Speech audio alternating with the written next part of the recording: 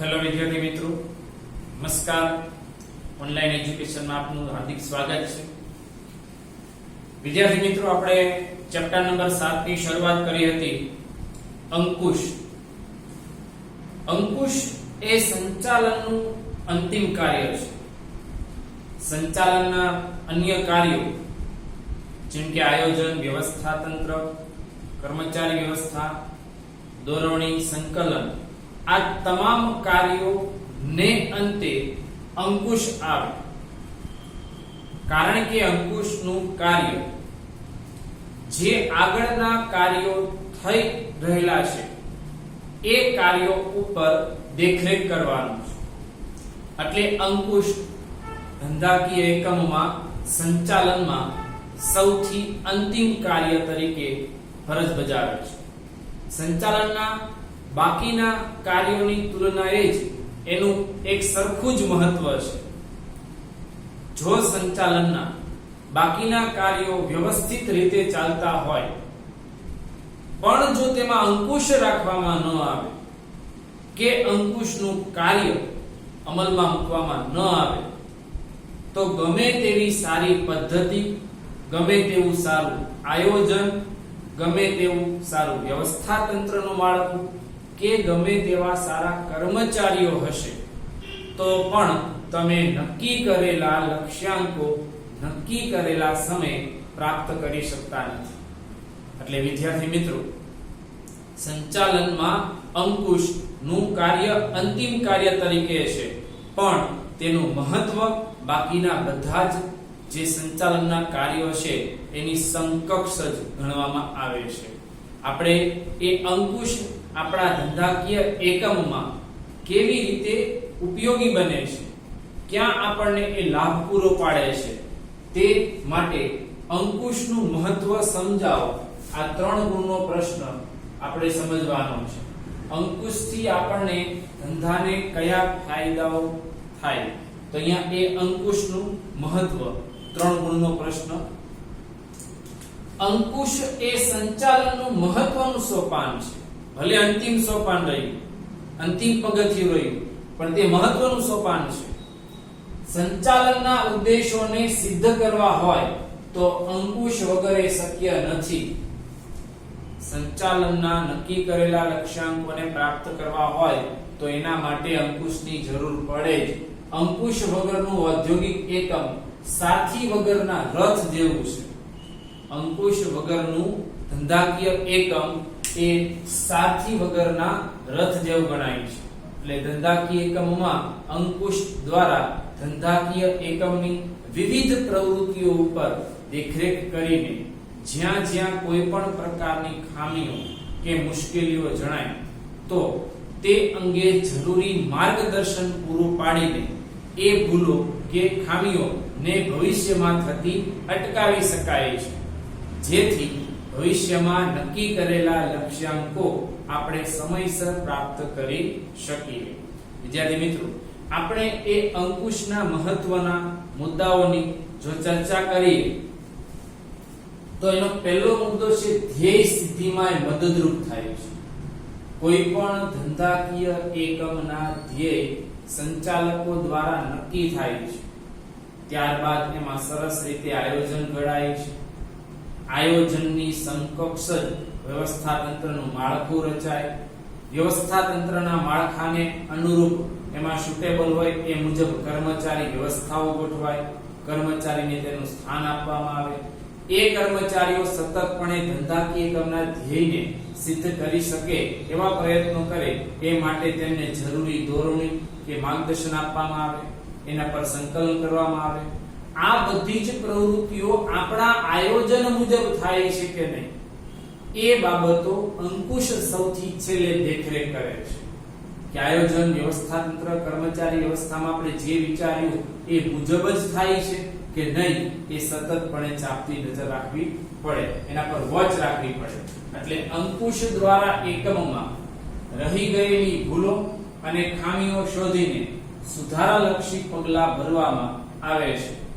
તેના કારણે યોજના પ્રમાણે બધી જ પ્રવૃત્તિઓ આગળ વધે છે, જેથી ધ્યેય સિદ્ધિ કેવી બને છે? સરળ બને છે. જો અંકુશ ન હોય તો આપણે યોજના પ્રમાણે બધી પ્રવૃત્તિઓને આગળ લઈ જઈ શકતા નથી. એટલે અંકુશ એ ધ્યેય સિદ્ધિમાં ઉપયોગી બને છે. કોઈ પણ ધ્યેય સિદ્ધ કરવામાં આનો ફાળો મહત્વનો છે. બીજો નંબર છે પ્રવૃત્તિઓ પર અંકુશ. ધંધાકીય એકમની જેટલી પણ વિવિધ પ્રવૃત્તિઓ છે, અનેકવિધ પ્રવૃત્તિઓ થાય છે ધંધામાં, અને એના કાર્ય વિસ્તારો જેવા કે ઉત્પાદન, વેચાણ, કર્મચારી, નાણાકીય, ગુણવત્તા વગેરે પ્રવૃત્તિઓ અને કાર્ય વિસ્તારો ઉપર અંકુશ રાખી શકાય છે. કારણ કે આ બધા જ કાર્ય વિસ્તારો ધંધાના આંતરિક કાર્યો છે, અને એ આંતરિક કાર્યો કેવી રીતે કરવાના, કોણ કરશે વગેરેની ગોઠવણી આયોજનમાં કરેલી જ હોય છે. તો એ આયોજનમાં કરેલી ગોઠવણી પ્રમાણે જ બધા જ કાર્યો થાય છે કે નહીં તે આપણે અંકુશના માધ્યમથી આ બધી જ પ્રવૃત્તિઓને ચેક કરી શકાય છે, જોઈ શકાય છે. એટલે પ્રવૃત્તિઓ ઉપર પણ અંકુશ રાખી શકાય. નંબર 3, આયોજન અસરકારક બને છે. આયોજન ધંધાકીય એકમ માટે એ પૂર્વાનુમાન છે, અગાઉથી વિચારવાની પ્રક્રિયા છે. એટલે દરેક ધંધાદારી એકમ આયોજનને અમલમાં મૂકે છે, પણ આયોજન બધા બનાવશે, એમાં કયું આયોજન અસરકારક બને? તો જેના અંકુશના માધ્યમથી જેના પર દેખરેખ થતી હોય જે આયોજન ઉપર, એ આયોજન અસરકારક બનશે. નિષ્ણાંતોના અભિપ્રાય મુજબ આયોજન રસ્તો નક્કી કરે છે. રસ્તો નક્કી કરે છે, જ્યારે અંકુશ તે રસ્તે થયેલી પ્રવૃત્તિઓના વિચલનો શબ્દ ફરી પાછો આવ્યો. વિચલનો એટલે યાદ કરો, મેં 3 શબ્દો આપ્યા હતા. વિચલનો 3 રીતે ઉદ્ભવે: ભૂલો, ખામીઓ અને ત્રુટીઓ. ભૂલો, ખામીઓ અને ત્રુટીઓ એ વિચલનો તપાસીને તે સુધારવા પ્રયત્ન કરે છે. વિચલનો એટલે તફાવત. જે આપણે નક્કી કરેલા કામમાં તફાવત સર્જાય તો એના 3 કારણો હોય: કાં તો ભૂલ થઈ હોય, કાં તો ખામી હોય, કાં તો ત્રુટીઓ હોય. તો એ વિચલનોને તપાસવા માટે આપણે અંકુશ રાખવું પડે. આપણા આયોજનમાં પ્રવૃત્તિઓ થાય છે, અને જો આયોજનમાં વિચલન હોય તો અંકુશ દ્વારા એ પકડી શકાય અને તેને સુધારી પણ શકાય છે. જો તમે એના પર અંકુશ જ ન રાખો તો એ ભૂલો ધીમે ધીમે ખામીઓ ધીમે આગળ વધશે અને મોટી થશે, જે ધંધાના ધ્યેયને અટકાવી શકે છે. એટલે આયોજન અસરકારક બને છે. ચોથું, પ્રવૃત્તિઓ વચ્ચે સંકલન. ધંધાકીય એકમની દરેક પ્રકારની પ્રવૃત્તિઓને સંકલિત કરીને અમલમાં મૂકવાનું કામ અંકુશ દ્વારા શક્ય બને છે. ધંધાકીય એકમની વિવિધ પ્રવૃત્તિઓ વચ્ચે સંકલન સાધવામાં અંકુશ પ્રક્રિયા મદદરૂપ થાય છે. કારણ કે અંકુશને લીધે જ એકમની બધી પ્રવૃત્તિઓ વચ્ચે શું સધાય છે? સંકલન. કારણ કે બધી જ પ્રવૃત્તિઓ પર દેખરેખ થશે. બે પ્રવૃત્તિ પર દેખરેખ થાય છે, બે પ્રકારની પ્રવૃત્તિ ઉપર દેખરેખ નથી થતી એવું નહીં હોય. ધંધાની દરેક પ્રકારની પ્રવૃત્તિ ઉપર દેખરેખ થાય છે, અંકુશ રાખવામાં આવે છે. એટલે આપોઆપ દરેક પ્રકારની પ્રવૃત્તિઓ વચ્ચે આપોઆપ સંકલનનું વાતાવરણ તૈયાર થાય છે. એટલે અંકુશના માધ્યમથી સંકલન રાખી શકાય છે. પાંચમું, કામનું મૂલ્યાંકન. થયેલા કાર્યનું સતત મૂલ્યાંકન કરવું. એટલે કામને ચેક કરવું. જે કામ થઈ રહ્યું હોય એ કામને વારે વારે એને ચેક કરવું પડે કે એ પ્રમાણે થાય છે કે નહીં. તો જે કામ ખરેખર કામ થઈ રહ્યું છે એનું મૂલ્યાંકન અહીંયા થશે. એકમના અગાઉ નક્કી કરેલા ધોરણો એટલે અગાઉથી આપણે જેનું પૂર્વાનુમાન કર્યું છે એ ધોરણો અથવા પ્રમાણો દ્વારા વાસ્તવિક સિદ્ધિઓનું માપ કાઢી શકાય અને કાર્યોનું મૂલ્યાંકન કરી શકાય છે. ધારો કે તમે નક્કી કર્યું છે કે આપણે દર મહિને 100 એકમો તૈયાર કરવા છે, તો પહેલા મહિને આપણે 95 એકમો તૈયાર થયા, બીજા મહિને 97 એકમો તૈયાર થયા, અથવા તો 96 એકમો તૈયાર થયા. તો આપણે લક્ષ્યાંક કેટલો નક્કી કર્યો હતો? 100 દરેક મહિનામાં, અને તૈયાર કેટલું થાય છે? 95 96 એકમો. તો એ 5 એકમનો જે તફાવત પડે છે, તો એ કયા કારણોસર તફાવત પડે છે તે આપણે અંકુશના માધ્યમથી સતત એની પ્રવૃત્તિ પર દેખરેખ કરીને એને આપણે પકડી શકીએ. એના જે ભૂલો હોય, ખામીઓ હોય કે ત્રુટીઓ હોય, આપણે એને દૂર કરી શકીએ છીએ. એટલે કામનું સતતપણે મૂલ્યાંકન થાય છે, અને જે કોઈ પણ કાર્યમાં ક્યાંય પણ ખામીઓ લાગે ક્યાંય પણ કામ અટકતું હોય અથવા તો કોઈ પણ કાર્યમાં મુશ્કેલી હોય એવું જણાય તો તરત એ કામમાં સુધારાલક્ષી પગલાં લેવામાં આવે છે, પણ તે અંકુશના માધ્યમથી જ શક્ય છે, કારણ કે એના પર દેખરેખ થશે તો જ ખબર પડશે કે અહીંયા ભૂલ છે. અંકુશ જ નહીં હોય, દેખરેખ જ નહીં થાય તો ખબર પડતી નથી. છઠ્ઠું, વિચલનો દૂર કરે છે. મેં કીધું તે મુજબ વિચલનો એટલે તફાવત. કોનો તફાવત? તો કે અપેક્ષિત સ્તર અને વાસ્તવિક સ્તર.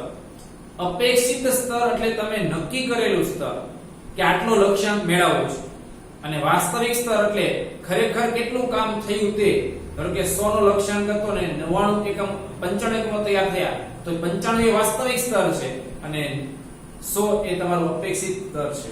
તો એ અપેક્ષિત સ્તર અને વાસ્તવિક સ્તર વચ્ચેનો તફાવત એટલે અહીંયા 5 એકમો, તો એ 5 એ વિચલન છે. અંકુશ એ સુધારાલક્ષી કામ છે. તેના દ્વારા પ્રવૃત્તિઓમાં રહેલા વિચલનો તપાસવામાં આવે છે અને તેના કારણે શોધીને તેના કારણો વિચલનો તપાસવામાં આવે અને વિચલનોમાં કયા કારણો જવાબદાર છે, એટલે કે એના માટે 3 શબ્દ: ભૂલો, ખામીઓ અને ત્રુટીઓ. ભૂલો કર્મચારીઓથી થાય, ખામી યંત્રોમાં હોય, ત્રુટીઓ પદ્ધતિ અને પ્રક્રિયામાં હોય વગેરે. આ 3 માંથી કયું કારણ છે જવાબદાર, એ કારણ શોધીને એના લક્ષી સુધારાલક્ષી પગલાં ભરાશે. જો કર્મચારીની ભૂલ હોય તેને માર્ગદર્શન અપાશે, યંત્રોની ખામી હશે તો એની મરામત કરવામાં આવશે, ત્રુટીઓ એટલે કે પદ્ધતિઓની ખામી હશે તો પદ્ધતિ બદલાવવામાં આવશે. ટૂંકમાં એનું કારણ શોધીને એ સુધારાલક્ષી પગલાં એ મુજબ લેવા છે. વિચલન એટલે ભૂલો જ થાય એવું નહીં, એ તફાવત છે, અને આ તફાવત પાછળ 3 કારણો હોઈ શકે. કયા કયા કારણો હોઈ શકે? 3: ભૂલો, ખામીઓ અને ત્રુટીઓ. તો એ સુધારાલક્ષી પગલાં લેવાય છે જેથી વિચલનોનું પ્રમાણ શું થાય છે? ઘટે છે, એટલે કે તફાવત ઘટે છે. અપેક્ષિત સ્તર અને વાસ્તવિક સ્તર. કેમ? પહેલા 95 નો તફાવત, 5 નો તફાવત, અહીંયા કેટલો થયો? 4 નો. હવે આગળ ના મહિનામાં જોશે તો 97, એટલે કે તફાવત ઘટતો જશે. આ એનું અપેક્ષિત સ્તર છે, આ એનું વાસ્તવિક સ્તર છે. અહીંયા તફાવત 5 નો હતો, અહીંયા 4 નો થયો, હવે અહીંયા કેટલો થયો? 3 નો. કેમ? તો કે એના વિચલનો શોધીને દૂર કરવામાં આવે છે. સાતમું, સત્તાની સોંપણી કરવા માટે જરૂરી છે. ધંધાકીય એકમની અંદર જે કર્મચારીઓ કાર્ય કરતા હોય એ કર્મચારીઓને સમયાંતરે એને પણ વિકાસ કરવાની તક મળવી જોઈએ. તો ધંધાકીય એકમમાં કોઈ કર્મચારીની સત્તા સોંપણી માટે આપણે પસંદ કર્યા હોય અથવા નીચેના હોદ્દા પરથી ઉપરના હોદ્દા પર કોઈ વ્યક્તિને લાવ્યા હોય તો કયા વ્યક્તિને પસંદ કરવું, કયા વ્યક્તિના હાથમાં સત્તાને જવાબદારી આપવી, તો એ એકમની સતત દેખરેખ કરવાની પ્રવૃત્તિને આધારે નક્કી કરી શકાય કે ખરેખર કયો વ્યક્તિ લાયક છે. કર્મચારીને કાર્ય સોંપાયા બાદ તેમના પર દેખરેખ રાખવાની જવાબદારી એના ઉપરી અધિકારી ઉપર આવે છે. ઉપરી અધિકારી સત્તાની સોંપણી કરી શકે છે. જે ઉપરી અધિકારી છે એ સતત તાબેદારો ઉપર દેખરેખ કરે છે તો એ વ્યક્તિએ તાબેદારોને એ સત્તાની સોંપણી કરી શકે, પરંતુ ઉત્તરદાયિત્વ તો એ પોતાનું જ રહેશે, એટલે ઉત્તરદાયિત્વની સોંપણી કરી શકાતી નથી. સત્તાની સોંપણી કોના હાથમાં કરવી? ધારો કે કોઈ ઉપરી અધિકારી છે, એની નીચે 5 વ્યક્તિઓ કર્મચારીઓ છે, તો એક અગત્યનું કાર્ય છે, તો એની જવાબદારી કોને સોંપવી? તો નીચેના 5 વ્યક્તિઓમાંથી ખરેખર કયો વ્યક્તિ બાહોશ અને કુશળ છે એ અંકુશને કારણે જાણી શકાય અને એ વ્યક્તિના હાથમાં સત્તાની સોંપણી કરી શકાય છે. સત્તા સોંપી શકાશે પણ ઉત્તરદાયિત્વ તો એ અધિકારીનું જ રહેશે. 8મું, ભૂલોની શોધ. ભૂલો સ્વાભાવિક છે, માનવીથી પણ થાય અને એ સામાન્ય રીતે ભૂલો નાના નાના કાર્યોમાં થતી જ હોય અને જો ભૂલો થાય તો જ શીખવા મળે. અંકુશમાં તાબેદારો કે કર્મચારી ની થયેલી કામગીરીનું મૂલ્યાંકન કરવામાં આવે છે, એમની કામગીરી પર દેખરેખ રાખવામાં આવે છે. પરિણામે અંકુશ દ્વારા એમની ભૂલો, મુશ્કેલીઓ, ત્રુટીઓ અને વિચલનોને શોધીને દૂર કરવામાં આવે છે જેથી ભવિષ્યમાં એનું પુનરાવર્તન ટાળી શકાય.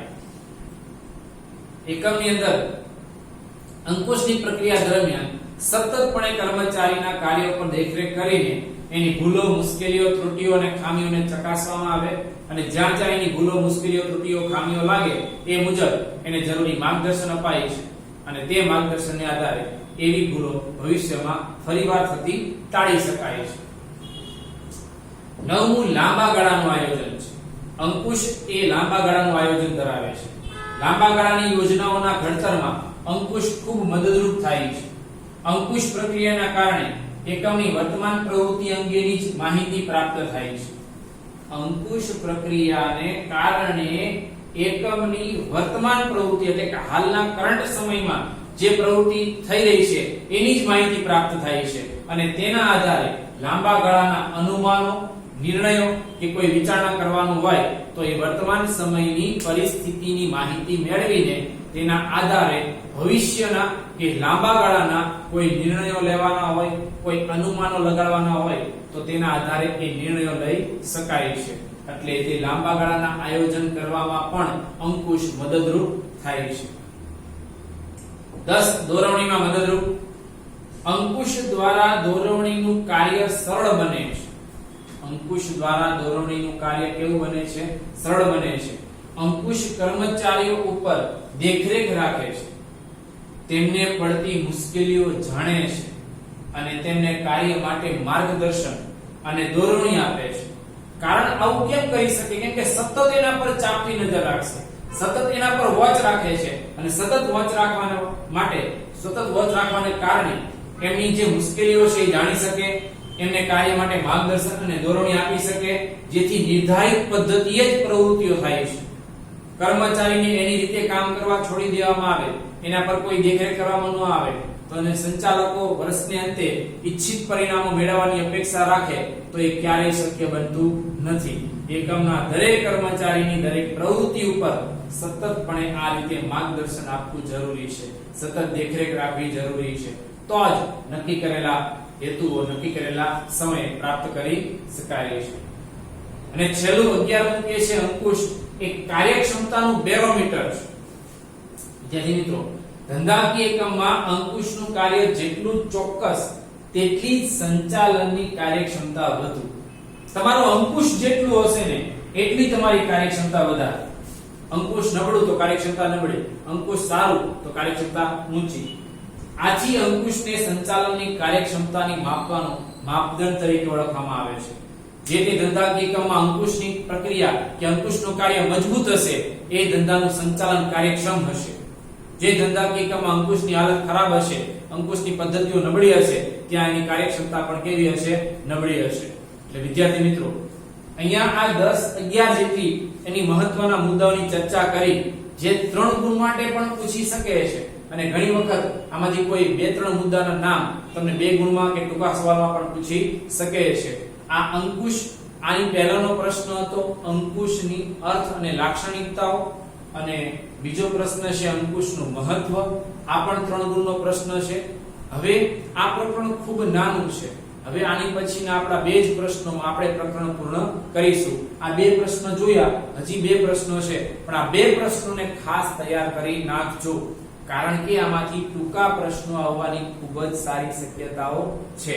અને વિદ્યાર્થી મિત્રો, જેટલું સરસ રીતે રીડિંગ કરી, વાંચન કરીને તમે આને એક વખત લખશો ને, ચોક્કસપણે સરળતાથી તમારે આ મુદ્દાઓને ખાલી યાદ રાખવા પડશે, એની અંદરની ઇન ડિટેલ ને યાદ રાખવાની જરૂર પડશે નહીં.